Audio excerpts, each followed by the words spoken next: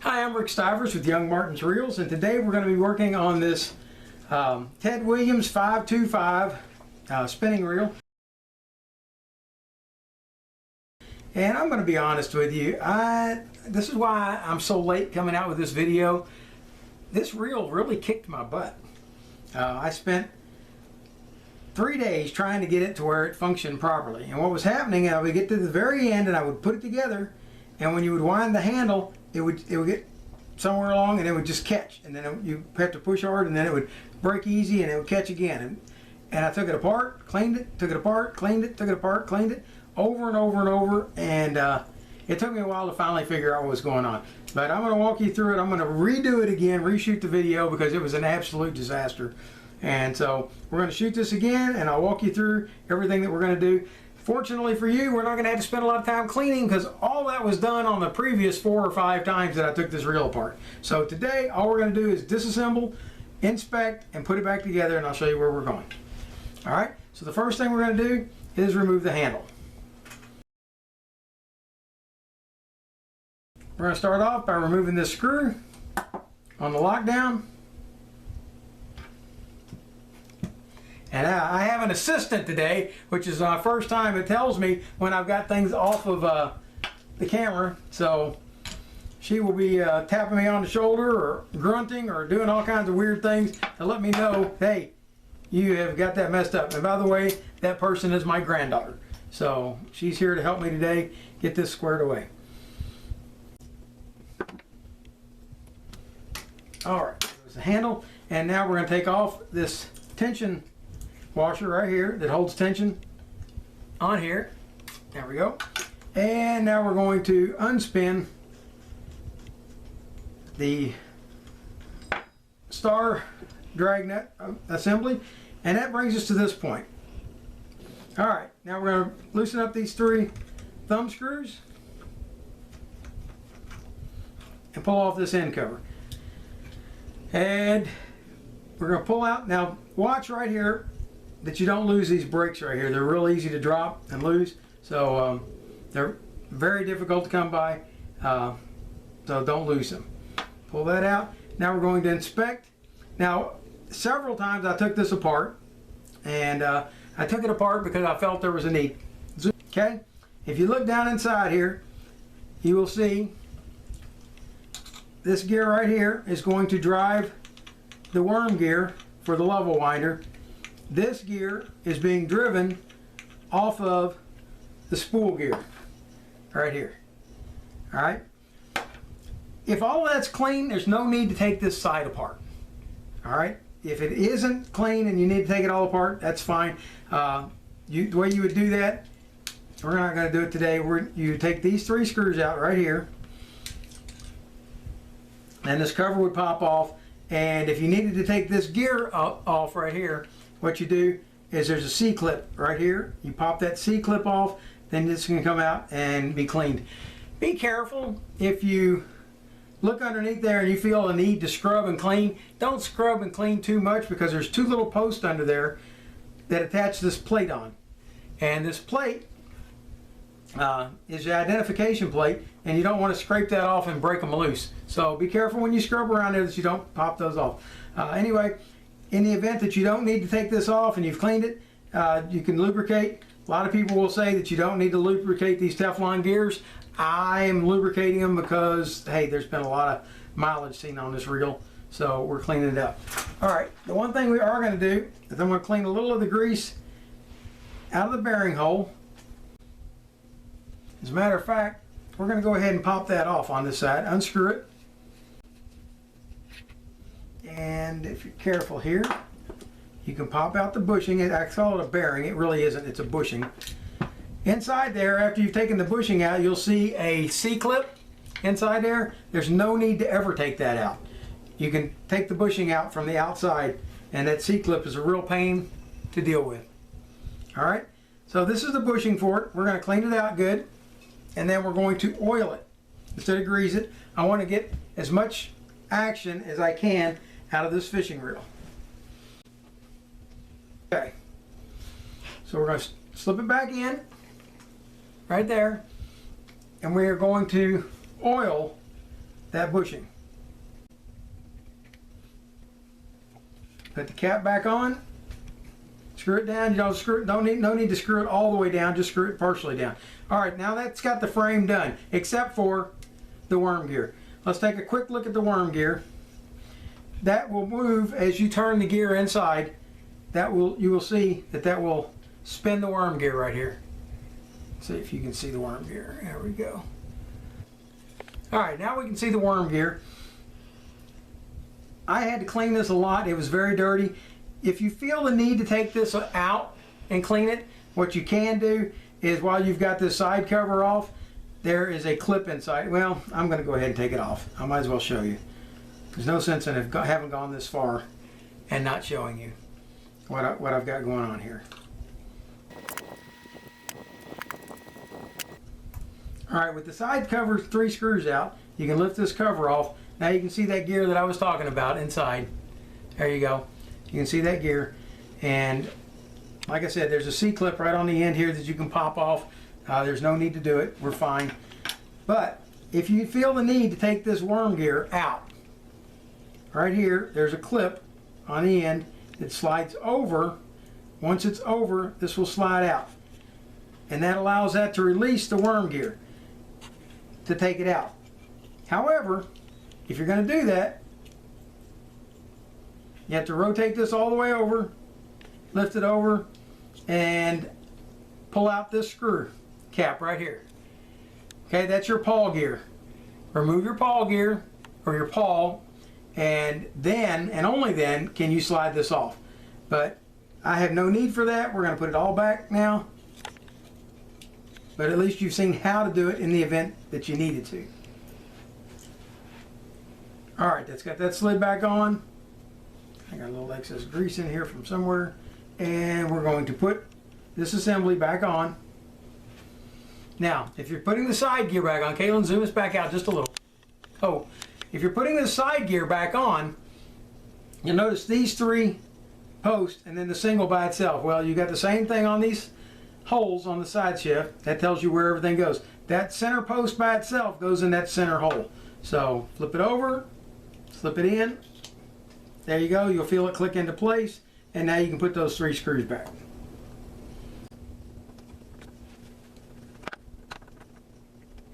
Get all 3 screws tight, or sorry, started before you tighten them all the way.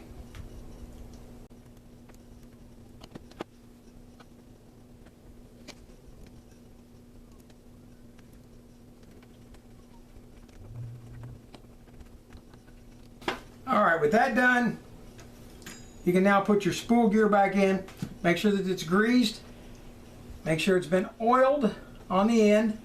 We're going to put a drop of oil here on the end. And we're going to put grease. A little bit of grease on this gear. And slip it back inside the frame and leave it. Now we're going to take this side panel apart. This is where your drag washers are, your yoke assembly, your main gear, all that resides under this side cover with the handle. Take out these 2 screws, and then this top cover will lift off, just like that. With that off, you can now pull your main gear assembly. Slide straight up. Notice on the bottom, there's one little copper washer, and it may be stuck here, it may be sitting there. If you leave that washer off, these 2 posts right here are going to grind against the body right there, and you don't want that. That little copper washer right there is what keeps these 2 posts on the bottom from grinding against the frame. If you leave that off, those are going to grind, and it's going to make a horrible, horrible noise. Ask me how I know? Yeah, that's exactly right. All right, let's take a look at the rest of this. What do we've got here? We've got our yoke assembly here. Now this yoke is a lot different from most yokes that we've encountered, like in a pin series. These are fixed. They don't go up and down. However, the yoke underneath does go up and down, and it does that when you push this button in. When you push the button, it takes this ramp and shoves them in underneath the yoke assembly inside here. That raises it up. Now, when this cog on this side, when this cog right here rotates, it pushes these right here. And as it pushes those in, it releases the button. That's your double click that you hear when you wind the handle on this, and it releases the button. If you have a need to take this all the way down, all the way apart, you would take out this C-clip right here and this one over here, and then this would come out, this assembly. I recommend not doing that. Those are very easy to lose, and unless you've got damage in here or dirt that has got to come out, then I would suggest scrubbing the whole thing with a long soft bristle brush and some WD-40, get it all nice and clean, then lubricate it, oil it, and put it all back together. If also you have the need, see if I can find one here. If you have a need to take off one of these springs right here, you can take a straight pin like this one, all right, bend the end of it and use it as a hook to take these on and off. See here? You can hook that spring, lift it off like that. All right? Only take these off if you have an absolute need to do so. It gets to be a bit of a pain getting all this stuff back together, but I wanted you to see a close-up of how all this fits together in the event that you had to take it off. Because if you look down here, you got more C-clips and more C-clips. You got, I think there's a fastener down under here. You've got your pinion gear down here. Inspect that pinion gear no matter what you do. Inspect that pinion gear and make sure that it doesn't have a bent tooth. And I went through this 4 or 5 times yesterday thinking maybe I had a bent pinion gear, and I didn't. I did eventually find the problem, and we got to it. All right, that brings us over here to this assembly. Let's stay zoomed in. All right, this is our main gear assembly. We're going to start taking it apart. First thing is this plastic collar. Okay, first thing is this plastic collar right here. We're going to set it over here. Then you've got these 2 tension washers here, followed up by this collar. After all that's done, you can slide this whole gear assembly up, and you're going to find these parts right here. When I took this apart the first time, it was assembled incorrectly. This washer was not on the top. Neither was this washer. This washer, which is called an eared washer, and they call it that because it's got these 2 little ears sticking off of it right here that fit into these notches on the gear. That was on top, which meant it couldn't fit down into the ears, which meant the drag on this thing was basically ineffective. Now you can pop all the rest of these washers out, and that should give us, there we go, 3 fabric washers, 2 keyed metal washers, that's these ones that have the keyway on the inside, and then 1 eared washer that goes in the middle, and your gear itself. Underneath the gear should be another thicker hard washer. With all of that taken apart, one more step to go. We come back over to the cog assembly, and on there is your anti-reverse dog. This dog, as it rotates, will go like this, and it's squeezing the ratchet assembly.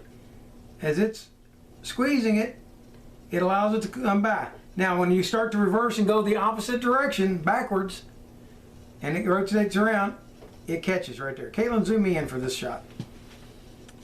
All right. This gear assembly right here is the anti-reverse cog assembly, and it's also the ratchet device that will pop your button back out and lock the spool back in. All right. This reverse dog right here, let's see if I can get it in the picture right there. Anti-reverse dog slips over top of that gear like that. All right. As it's rotating, it will rotate around like so. Got my thumb in the way.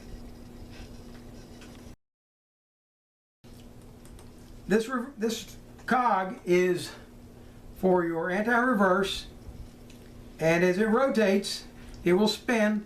The wall of the reel will keep it from tipping out too far. The post will hold it in place, and then when you stop and go back the opposite direction, it reverses back in and catches right there. And you still can't see it. There we go. All right, so now we're going to try to go back and put all this together. Zoom this out just a little bit, Caitlin. Oh, right there.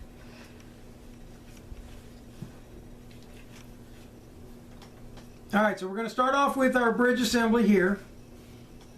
And the first part that's got to go on there, of course, is that copper washer. Is going to go this ratchet assembly and your anti-reverse dog. Anti-reverse dog fits on this post right here. Can we see everything? Yes. All right, that's all installed in place.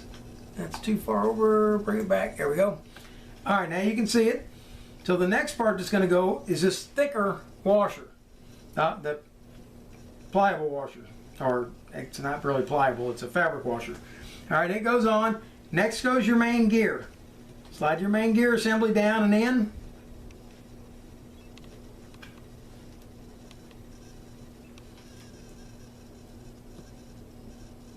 You got to get it to mesh with your pinion gear.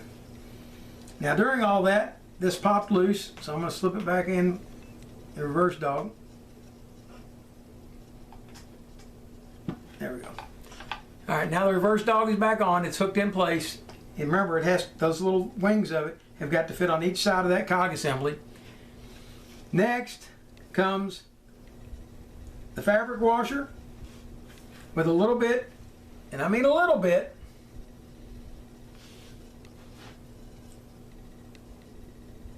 of drag washer grease.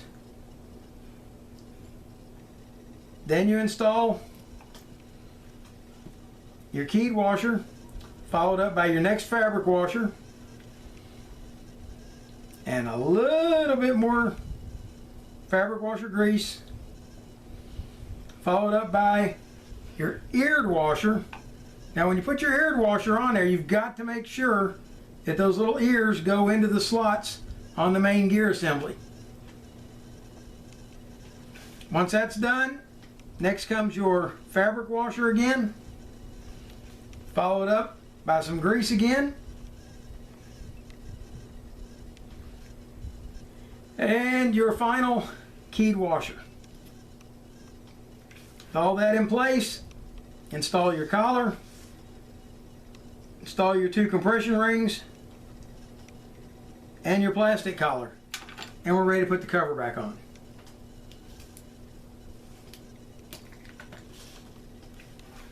None of this yet has gotten to where I had my problem yesterday.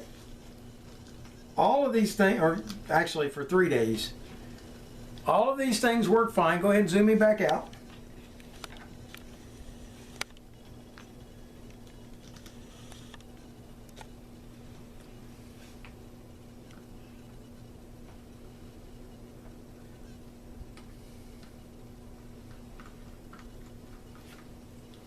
All of these things work just fine, and where I ended up having my problem was right here, in a part that I never took off.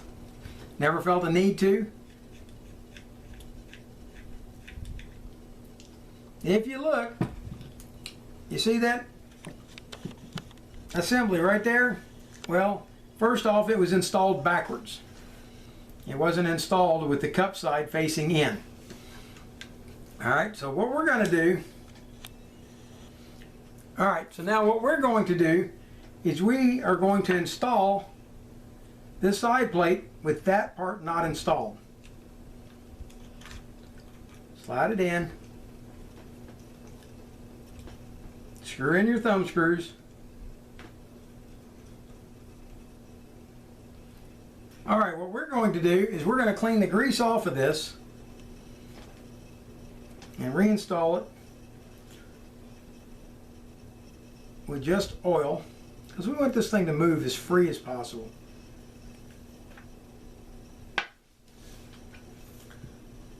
Put a little oil on the shaft of the spool. Put a little oil in the bushing. slip the bushing in, rotate the spool a little bit. Now come back and take this bushing, this is your next one, and put it with the cup side facing towards the spool, because that is not the way it was installed when I got the reel. Alright, also make sure that it fits flat inside there. It is possible for it to lay at an angle, and if it does that and doesn't go down flat, it will also cause this to bind up. So make sure that it's fitting flush in there, and then screw this cap on. Make sure your spool's turning freely. Have to loosen it up a little bit. Okay, on this side. Good. Now we're ready to come back, install our star washer, our star knob for the drag assembly. And you may have to hold that shaft to get that to turn in, because it's going to want to just spin, because you've got freshly greased drag washers, and that's what that allows to spin, is that. Alright, with that tightened down, we're ready to come back and install your handle. Nope. Ready to put your tension washer on. Then put your handle on. Next is going to come this large screw that goes into the top.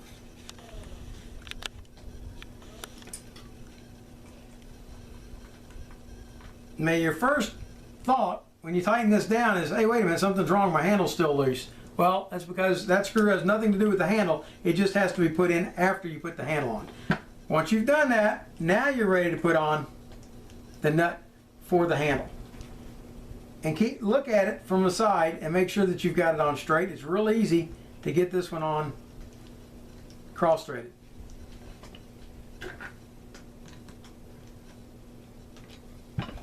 Once you've got that in place, install your locking plate, and it's probably not going to line up with your hole, but there is enough room left, even with the locking plate installed, to be able to adjust the locking plate over so that the hole lines up and you can put the screw in.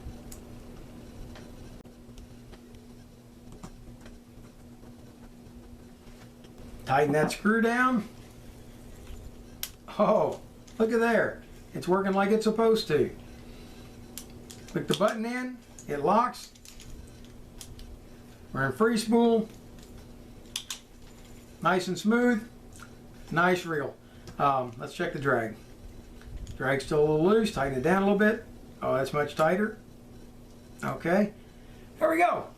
There you have the Ted Williams 525. I've explained to you what, oh, one more thing we want to do. Let's go ahead and add a couple of drops of oil into each of these handle ends.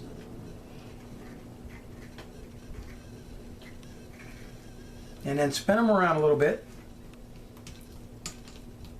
to make sure this set wasn't jammed up, but I don't want them to ever get jammed up. So by going ahead and lubing them, you're going to make sure that they don't. So there we have the Ted Williams 525 bait casting reel. Oh, also, I was not able to find a schematic for this, but what I did find is that the Ted Williams 525 is a clone of the Daiwa Millionaire M3R fishing reel. So you can pull up the schematics for that reel, and it'll give you everything that you need to do this reel. This is Rick Stivers with Young Martin's Reels, signing out.